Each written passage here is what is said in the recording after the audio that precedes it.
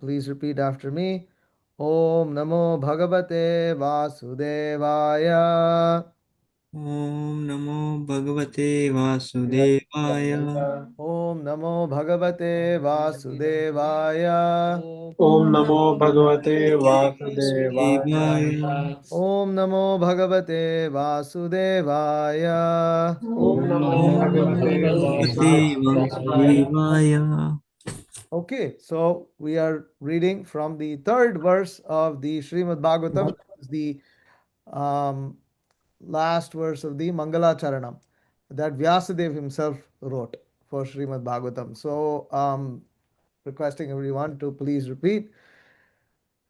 Nigamakalpatarorghalitam phalam Nigamakalpataru Galitam Shukhamukhadamritadrava samyutam Sukhamukhamrita Samyuktam Pibata Bhagavatam Rasamalayam Pibata Bhagavatam Rasam Anyam Muhuraho Rasika Bhuvi Bhavukaha.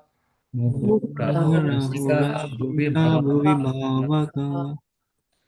Okay, so I'm going to read the word to word, and then from the translation, different devotees can start reading.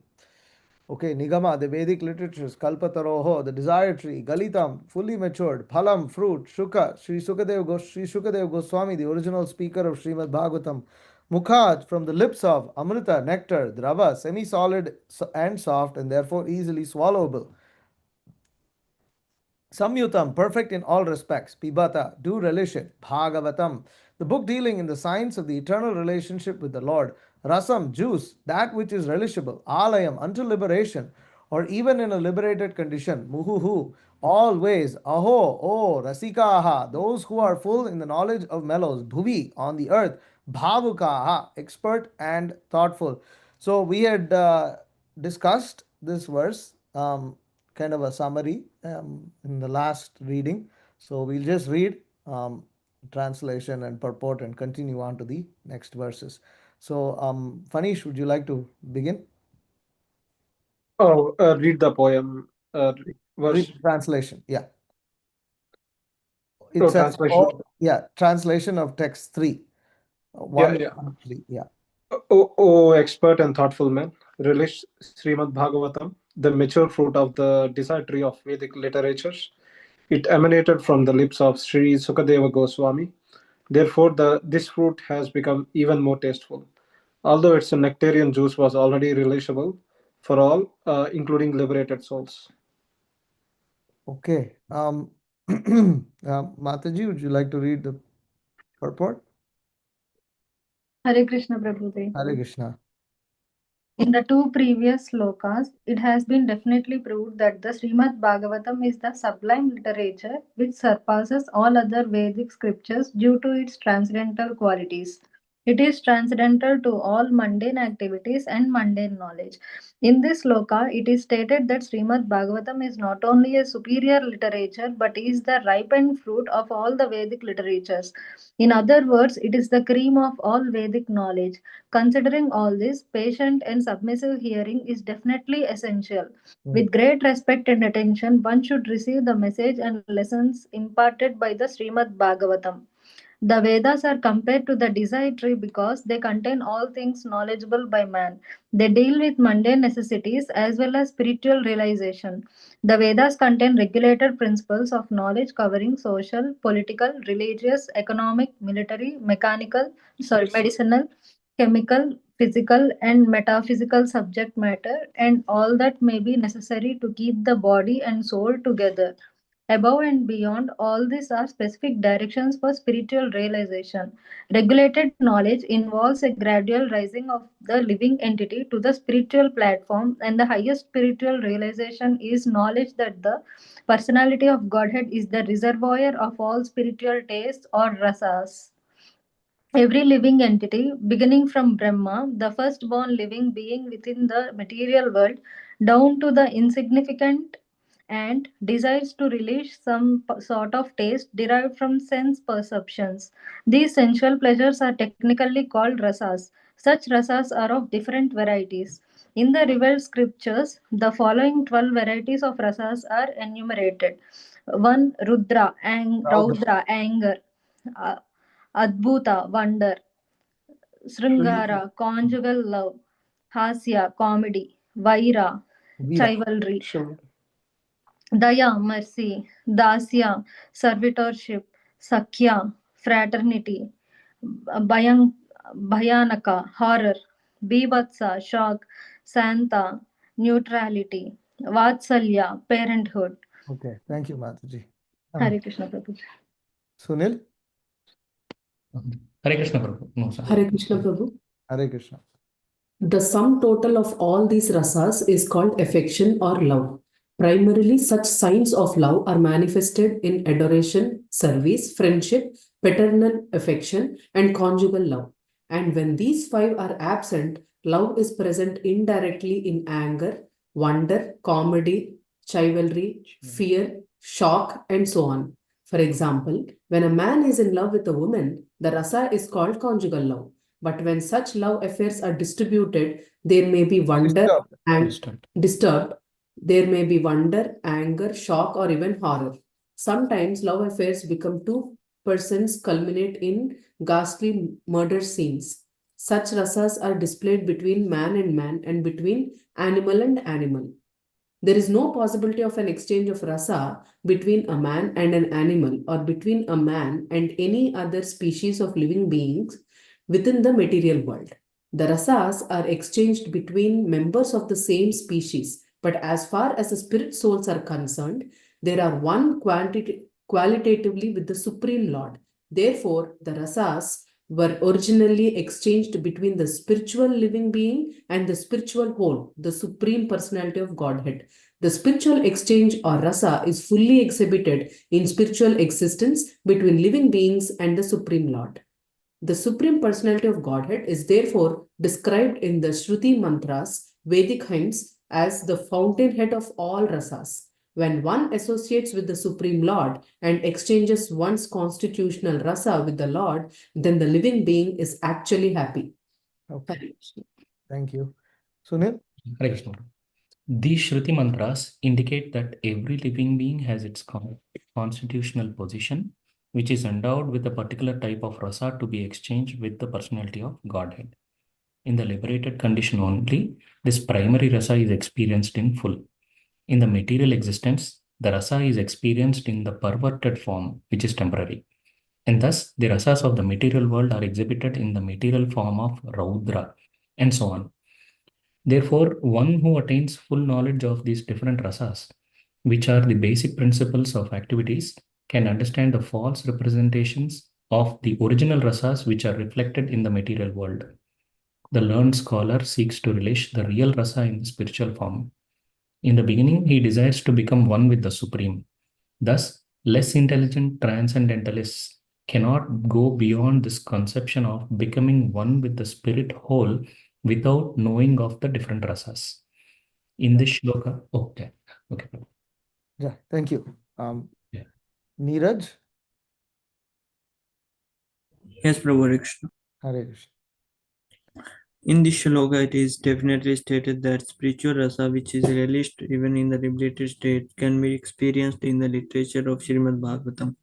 Due to its being the ripened fruit of all Vedic knowledge, by submissively hearing this transcendental literature, one can attain the full pleasure of his heart's desire, but one must be very careful to hear the message from the right source. Srimad Bhagavatam is exactly received from the right source. It was bought by Narada Muni from the spiritual world and given to his disciple Shri Vyasadeva. The latter in turn delivered the message to his son Shri Shukadeva Goswami, and Shri Shukadeva Goswami was a liberated soul from his very birth. He was liberated even in the womb of his mother, and No, you skipped a little. Sri Shukadeva Goswami delivered the message to Maharaj Parikshit.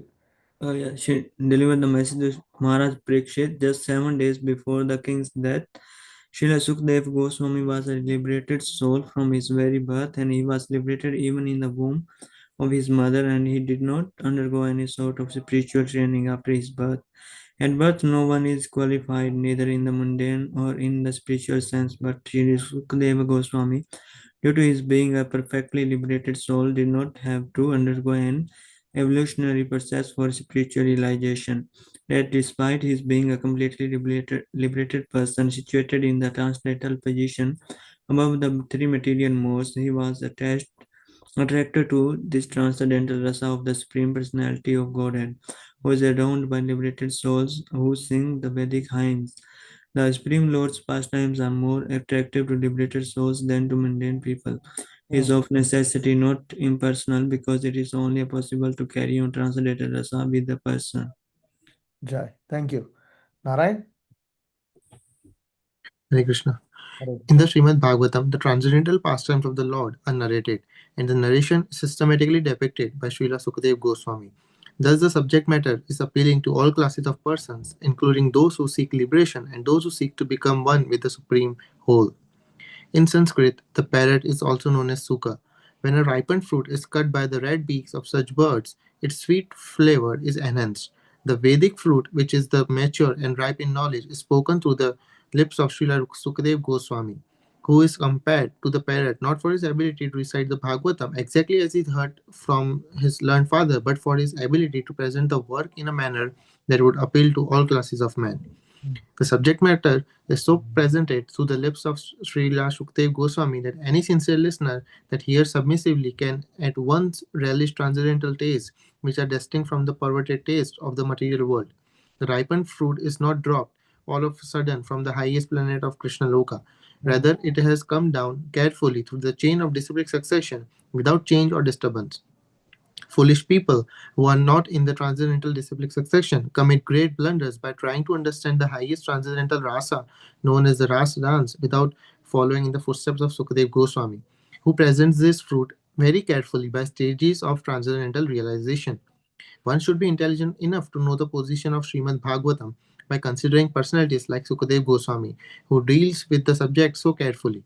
This process of disciplic succession of the Bhagavata school suggests that in the future also Srimad Bhagavatam has to be understood from a person who is factually a representative of Srila Sukadev Goswami.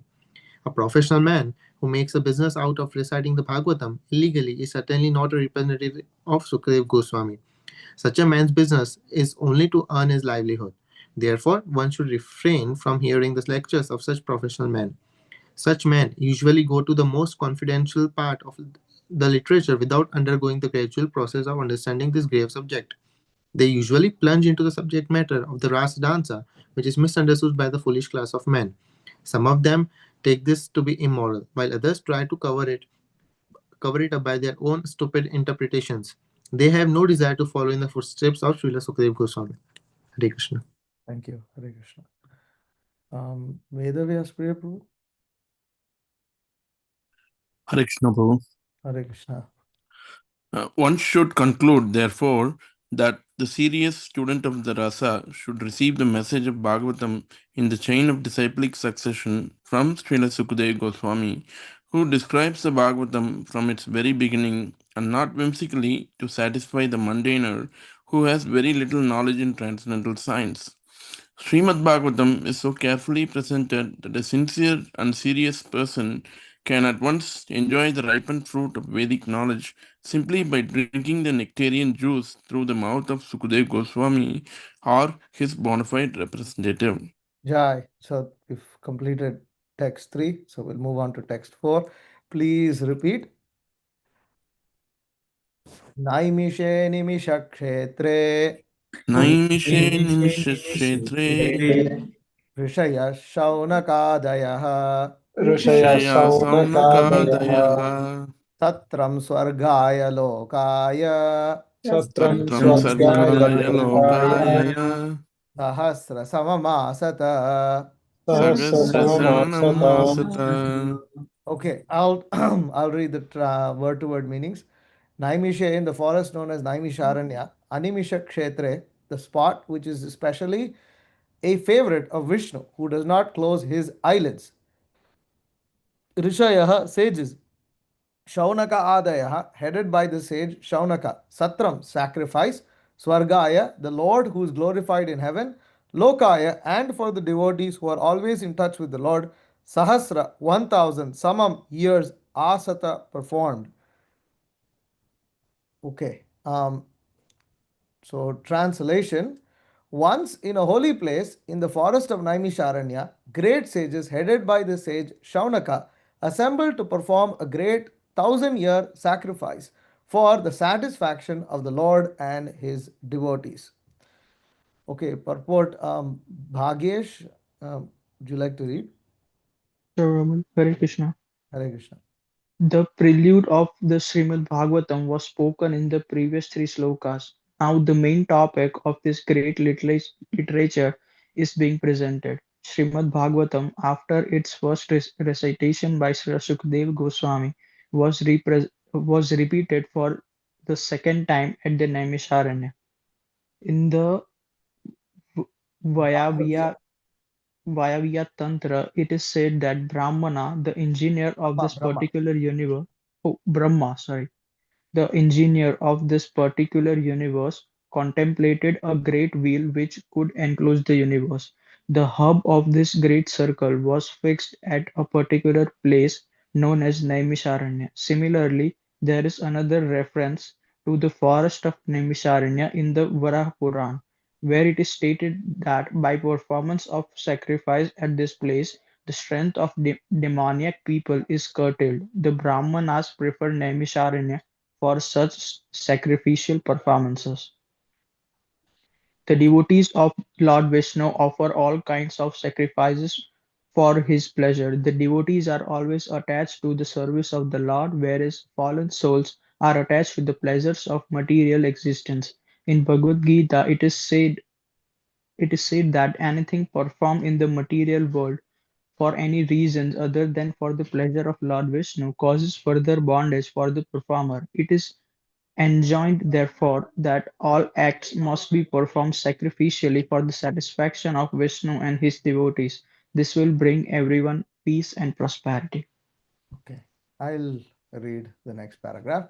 The great sages are always anxious to do good to the people in general, and as such, the sages headed by Shaunaka and others assembled at this holy place of Naimisharanya with a program of performing a great and continuous chain of sacrificial ceremonies. Forgetful men do not know the right path for peace and prosperity. However, the sages know it well, and therefore, for the good of all men, they are always anxious to perform acts which may bring about peace in the world. They are sincere friends to all living entities, and at the risk of great personal inconvenience, they are always engaged in the service of the Lord for the good of all people. Lord Vishnu is just like a great tree, and all others, including the demigods, men, siddhas, chanaras, vidyadharas, and other living entities, are like branches, twigs, and leaves of that tree. By pouring water on the root of the tree, all the parts of the tree are automatically nourished. Only those branches and leaves which are detached cannot be so satisfied. Detached branches and leaves dry up gradually despite all watering attempts. Similarly, human society, when it is detached from the personality of Godhead, like detached branches and leaves, is not capable of being watered, and one attempting to do so is simply wasting his energy and resources. The modern materialistic society is detached from its relation to the Supreme Lord, and all its plans, which are being made by atheistic leaders, are sure to be baffled at every step. Yet, they do not wake up to this. In this age, the congregational chanting of the holy names of the Lord is the prescribed method for waking up. The ways and means are most scientifically presented by Lord Sri Chaitanya Mahaprabhu, and intelligent persons may take advantage of his teachings in order to bring about real peace and prosperity. Srimad Bhagavatam is also presented for the same purpose, and this will be explained more specifically later in this text. Okay, text 5, please repeat.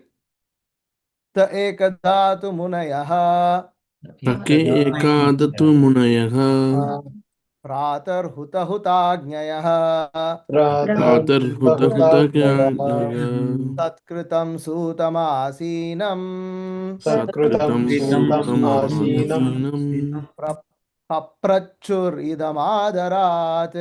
पप्रच्छुरिदमादरात्. Okay, word to word. Te, the sages, ekada, one day, two, but, munayaha, sages, prataha, morning, huta, burning, huta, agnyayah, the sacrificial fire, Satkritam, due respects, Sutam, Sri Suta Goswami, Asinam, seated on, Paprachuhu, made enquiries, Idam, on this, as follows, Adarat, with due regards. Okay, translation. Fanish, would you like to read? Sorry, Krishna Prabhu. Yeah. One day after finishing their morning duties by burning a sacrificial fire and offering a seat of esteem to Srila Suta Goswami, the great sages made inquiries with great respect about the following matters. Morning is the best time to hold spiritual services. The great sages offered the speaker of the Bhagavatam an elevated seat of respect called the Vyasasana, or the seat of Sri Vyasadeva. Sri Vyasadeva is the original spiritual preceptor for all men, and all other preceptors are considered to be his representatives. A representative is one who can exactly present the viewpoint of Sri Vyasadeva. Sri Vyasadeva impregnated the message of Bhagavatam unto Srila Sukadeva Goswami, and Sri Suta Goswami heard it from him. Sri Sukadeva Goswami, all bona fide representatives of Sri Vyasadeva is in the chain of disciplic succession are to be understood to be Goswamis. These Goswamis restrain all their senses and stick to the path made by previous acharyas. The Goswamis do not deliver lectures on the Bhagavatam capriciously. Rather, they execute their services more carefully, following their predecessors who delivered the spiritual message unbroken to them. Those who listen to the Bhagavatam may put questions to the speaker in order to elicit the clear meaning, but this should not be done in a challenging spirit. One must submit questions with a great regard for the speaker and the subject matter. This is also the way recommended in Bhagavad Gita. One must learn the transcendental subject by submissive oral reception from the right sources. Therefore, these sages addressed the speaker Sutta Goswami with great respect. Jai. Okay. Next verse. Please repeat. Rishaya uchuhu Roshaya Uchuhu Tvaya khalu puranani Tvaya kalu puranani Setihasani chanagha itihasani chanaha Akhyatanyapyadhitani akhyatani adhitani Dharmashastrani yanyuta. dharmashastrani yanyuta. Okay, word to word. Rishayaha, the sages, Uchuhu said, Tvaya, by you, Khalu, undoubtedly, Puranani, the supplements to the Vedas with illustrative narrations, Sa Itihasani, along with the histories, Cha and Anagha, freed from all vices, Akhyatani, explained, Api, although, Adhitani, well read, Dharma Shastrani, scriptures giving right directions to progressive life, Yani, all these, Uta said. Translation. This actually, yeah, somebody can read. Veda Vyas Priya Prabhu. Yes, Prabhu, Krishna. The sages said, respected Sutta Goswami, you are completely free from all vice. You are very well versed. You are well versed in all the scriptures famous for religious life, and in the Puranas and the histories as well. For you have gone through them under proper guidance and have also explained them. Purport. Yeah, Goswami, or a bona fide representative of Sri Vyasudev, must be free from all kinds of vices. The four major vices of Kali Yuga are illicit connection with women, animal slaughter, intoxication, and speculative gambling of all sorts. A Goswami must be free from all these vices before he can dare to sit on the Vyasasan. No one should be allowed to sit on the Vyasasan who is not spotless in character and is not freed from the above mentioned vices. He not only should be freed from all such vices, but also must be well versed in all revealed scriptures or in the Vedas. The Puranas are also parts of Vedas, and histories like Mahabharata or Ramayana are also parts of Vedas. The Acharya or Goswami must be well acquainted with all these literatures. To hear and explain them is more important than reading them. Hmm. One can assimilate the knowledge of the revealed scriptures only by hearing and explaining. Hearing is called Shravan and explaining is called Kirtan. The two processes of Shravan Kirtan are of primary importance to progressive spiritual life. Only one who have properly grasped the transcendental knowledge from the right source by submissive hearing can properly explain the subject. Jai. Okay. Um, I think we'll. It's not that big of a purport. Okay, we'll do next verse also. Please repeat. यानि वेदविदां श्रेष्ठो Yani यानि वेदविदां श्रेष्ठो भगवान् बादरायणः भगवान् बादरायणः अन्ये च मुनयः सूत अन्ये च मुनयः सूत परावरविदो विदुः. Paravaravido Okay, word to word. Yani, all that. Vida Vedam. Veda Vidam, sorry. Veda Vidam, scholars of the Vedas. Shreshtaha, senior most. Bhagavan, incarnation of Godhead. Badarayanaha, Vyasadev. Anye, others. Cha, and Munayaha, the sages. Suta, O Suta Goswami. Paravara Vidaha. Amongst the learned scholars, one who is conversant with physical and metaphysical knowledge. Viduhu, one who knows. Okay, translation. Sunil? Hare Krishna. Being the eldest learned Vedantist, O Suta Goswami, you are acquainted with the knowledge of Vyasadeva, who is the incarnation of Godhead, and you also know other sages who are fully versed in all kinds of physical and metaphysical knowledge. Purport. Srimad Bhagavatam is a natural commentation on the Brahma Sutra or the Badarayani Vedanta Sutras. It is natural because Vyasadeva is author of both the Vedanta Sutras and Srimad Bhagavatam, or the essence of all Vedic literatures. Besides Vyasadeva, there are other sages who are the authors of 6 different philosophical systems, namely Gautama, Kanada, Kapila, Patanjali, Jaimini, and Ashtavakra. Theism is explained completely in the Vedanta Sutra, whereas in other systems of philosophical speculations, practically no mention is given to the ultimate cause of all causes. One can sit on the Vyasasana only after being conversant in all systems of philosophy, so that one can present fully the theistic views of the Bhagavatam in defiance of all other systems. Srila Suta Goswami was the proper teacher, and therefore the sages at Naimisharanya elevated him to the Vyasasana. Srila Vyasadeva is designated herein as the personality of Godhead because he is the authorized, empowered incarnation. Okay, Jai. Thank you very much. So, are there any questions, comments, or reflections? Vedavyas Priya Prabhu. Yes, Prabhu. Prabhu, in the purport I read that the one who sits on Vyasasan should be free from all vices. Of course, the first section of the purport deals with the regulative principles that most of the initiated devotees are following, or at least trying to follow. But the other part of the purport deals with one should be well acquainted with all the Vedas, Puranas. So, is it like where is the time, Prabhu, with the short span of life?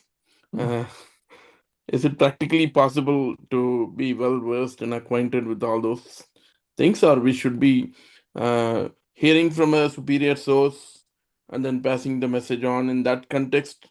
Is it okay someone to sit on the Vyasasana to give Bhagavatam class, or how to understand that point, Prabhu? Yeah, good question. See, the idea is that if one becomes well versed in Bhagavad Gita and Srimad Bhagavatam, and of course, one should have some knowledge of Mahabharata and Ramayanam also, right? Without this, really, if somebody doesn't know Ramayana, it's even though it's not, it is a very key text, key scripture. So, anyways, the point is that If one becomes well versed, what does well versed means? Does that mean that you know all the verses front and back, back to front, like this? No, but at least we are well versed with the conclusions. That um, before the acharya or before anybody, for instance, sits on the Vyasasana and gives a class, he should be prepared to be able to give references, and he should give references. He should constantly refer to, see, because Prabhupada says this here, or because the Shastra says this here, therefore this is in this way, therefore that is in that way. And in that way, he is simply quoting the predecessor acharyas. Um, for instance, we are reading here, and Prabhupada says that the Acharya or Goswami must be well acquainted with these literatures. So then we can quote that. Prabhupada says this, therefore, we should be like this, and that becomes our pramana.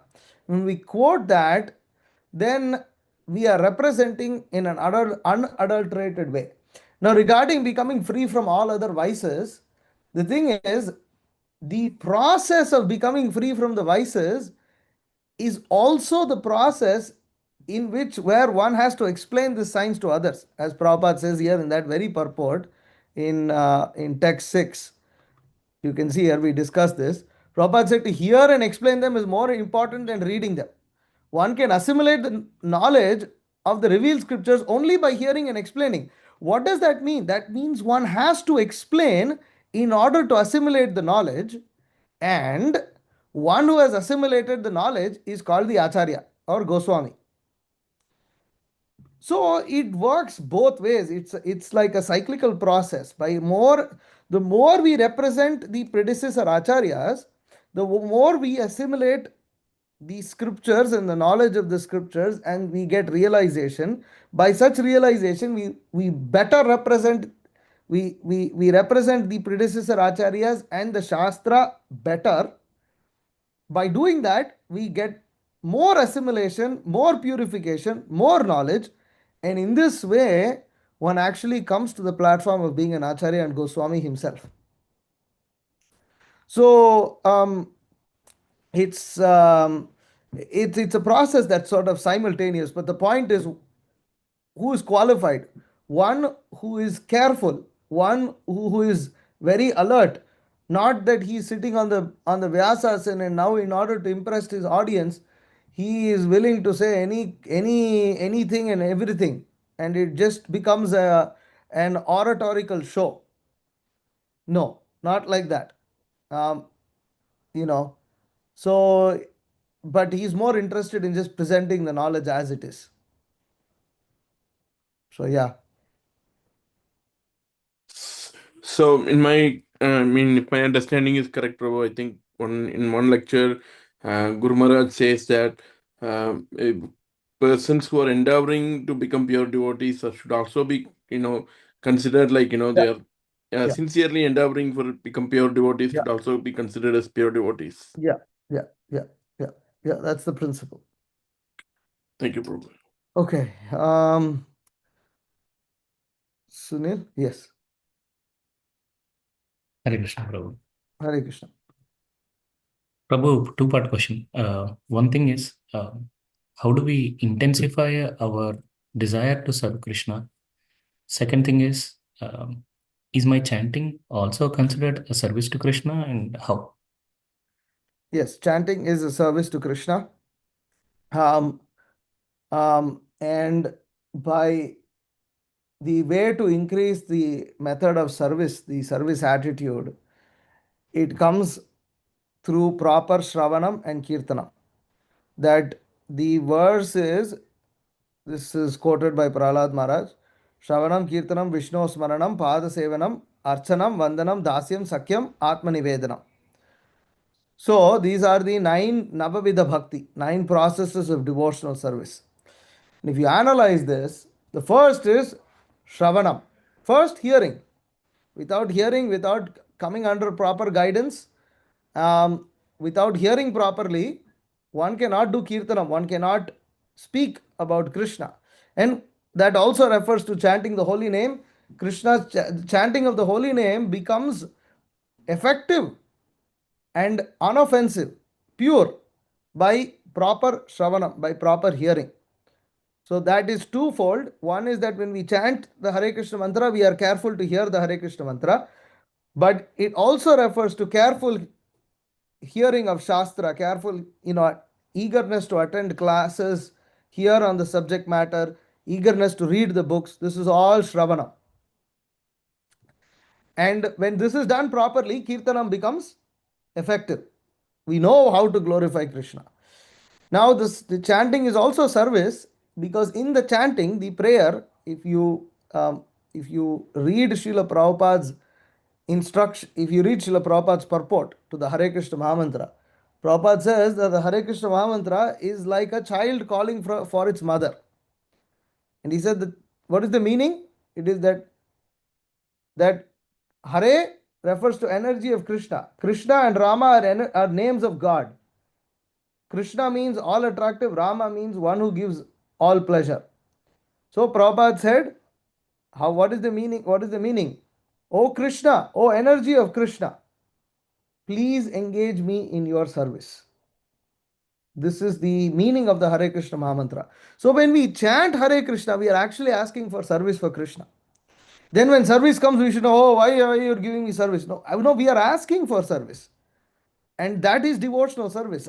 It's called devotional service. Srila Prabhupada, he is literally the only one who has translated bhakti as devotional service. Everybody just says devotion. Bhakti means devotion.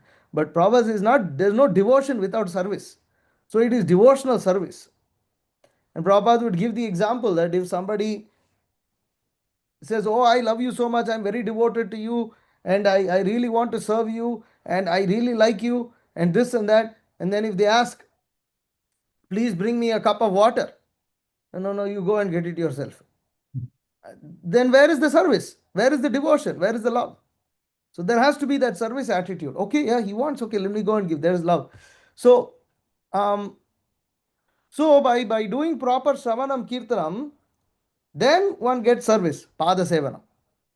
Then Archanam, Archana is there. Vandanam, one offers proper prayers. Vandanam, Dasyam, one becomes a servant. Sakyam, one experiences, one realizes that Krishna is his best friend. Krishna says that in Bhagavad Gita. Suhridam sarva bhutanam nyatva mam shantim richati. So, Sakyam, and then finally, Atma Nivedanam. One is able to surrender one's entire being to lotus feet of Krishna. So that is how we increase our desire for service. Of course, desire for service alone won't suffice. We have to do service. So by doing service, desire for service is also increased. So yeah. So by doing meaning book distributions, or like, is it like any service to sadhus is Any also? service. Any Yeah. service. It can be book distribution. It can be clean, sweeping the temple, doing the, purchasing little boga for the Lord. Um, it can be buying flowers for the Lord, stringing garlands, washing the pots, being cleaned. Um, of course, service to Vaishnavas is even better. But both. The point is, even if you serve Vaishnavas, they will tell you to serve Krishna. And then Krishna tells you to serve the Vaishnavas. So it goes both ways. Okay, Jai. Narayan? Hare Krishna Prabhu. So when we read about the Vyasasana, so if we are not sure that the person who we are listening to, like let's say I went to some of the temple, and the person who is sitting on the Vyasasana, I don't know anything about him. Still, I should listen to him, or like how to consider, like, because if you go to the new places, or let's say if you are in association with a like totally new place. So like if I talk about myself, so when I was in Berry, I was in different association, and now moving to Thunder, I'm in different association. But I don't know like how the devotees in the Thunder Bay. So then what should I do? Like, should I be listening to them? Well, I mean, one should eventually develop the ability also. See, by default, we don't assume that by default, the Vaishnava's attitude is that by default he considers everybody to be superior to himself, and therefore we are not we are not coming in with that very judgmental attitude. Um, but by sitting in a class, we should have some idea, if we have some understanding of Shastra. That's why we are reading and all of this. And then we see that this doesn't look like what Prabhupada is saying. And if they are if they are not if they either they are not able to explain their position, or their position, whatever they are saying, is not in line with Srila Prabhupada, then we don't listen to them anymore. Um, and of course, if in one place or in some places all you get one after another, if people are just saying whatever they feel like saying, then it is possible out of practical experience that, yeah, most likely whoever is sitting there is probably not fixed up, because they don't have excuse me, they don't have that they don't have that training. The overall, the sangha is lacking that training. So yeah, I mean, that's the answer. Okay. Initially, you don't. Generally, we don't. If there's a class, we go and sit and attend it. Um, and it's hoped that generally everything spoken is bona fide. So, Prabhuji, let's say like, and I don't know, like, what's the mood of Prabhupada, right? So so many senior devotees have told me to like start reading the books written by Prabhupada. So let's say, if we are starting the journey, then can you mention like, or suggest some books that we should start reading, so that we know what is the mood of the Prabhupada, and so that then we can, like, develop a It takes mentality. some time, right? Mhm. It takes some time, but my suggestion of one second. Let's see. Yeah. Okay, let me share this. So my suggestion of reading Srila Prabhupada's books is, this is the order. You start from small books. Every single small book. These small books are absolutely nectar. They are very easy to read. They are not more than 40, 50, sometimes 100 pages maximum. Mhm. And Prabhupada presents the teachings of Bhagavad Gita and Srimad Bhagavatam in a very, very concise, simple to understand form. And we would read all of these small books, one after another after another. There are two advantages to this. One is that the philosophy is very easy to understand. Two, you actually feel like you're completing some books. Like Srimad Bhagavatam, you start. I mean, it's 18,000 verses. Now we are reading together, because this is, we should Bhagavatam, and we want to serve Bhagavatam. Ultimately, Bhagavatam, Bhagavad Gita are the main books. But the thing is, when you read these small books, you get some hope that, yeah, actually I'm covering something, and I'm actually moving through something, and they're really easy to read. um, they're not like the Bhagavatam, Bhagavad Gita. They're full, they're heavy with knowledge. And yes, once we start, the more we read them, the more we start to relish. But I highly recommend reading these small books, because um, one will be surprised. One will think, oh, but I'm reading Bhagavatam, why should I read all this? But when you read this, your reading of the Bhagavatam becomes so much better. And for one who has read the Bhagavatam and Bhagavad Gita and everything, when we go back and read these books, we are amazed. Wow, these books are so fantastic, because it's not different, but yet it is so easily presented.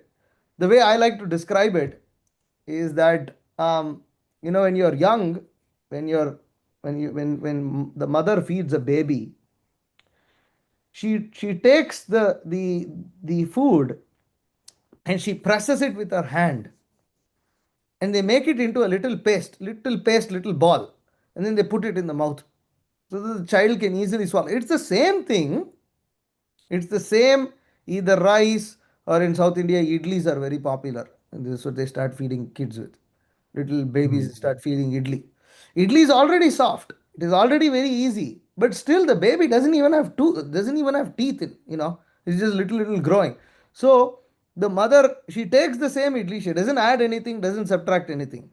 She takes it, she presses it nicely, and then puts it into the mouth so that the baby can just swallow.